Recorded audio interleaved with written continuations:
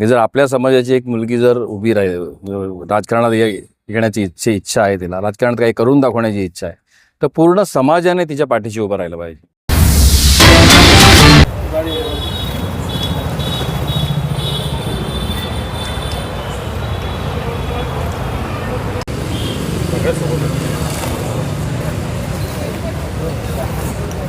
खानदेशी लोकांनी, खानदेशी जे युवा आहेत त्यांनी राजकारणात यावं आणि राजकारणाची पत आहे जी खालावलेली आहे ती राजकारणाची पत कुठेतरी वर आली पाहिजे आणि लोकांसाठी काम झालं पाहिजे. ही खानदेश सेनेची भूमिका आहे. त्यामुळे या स्वातीताई आहेत, यंग आहेत, तरुण आहेत, तर त्यांना एक संधी मिळाली पाहिजे. आणि त्या लाडक्या बहीण आहेत आमच्या खानदेशचे आणि त्या अपक्ष उमेदवार नसून त्या खानदेश सेनेच्याच उमेदवार आहेत.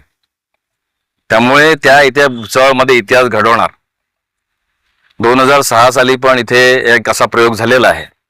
तुम्हाला माहिती आहे की भुसावळमध्ये खूप गुंडगिरी होती आणि त्यावेळेस खानदेश विकास आघाडीची स्थापना झाली आणि खानदेश विकास आघाडीमध्ये सुरेशदादा जैन, एकनाथ खडसे हे यांच्यात काही सौख्य हे नव्हतं. आपल्याला माहिती आहे, आपल्याला एक प्रकारचं वैर होतं, राजकीय वैर.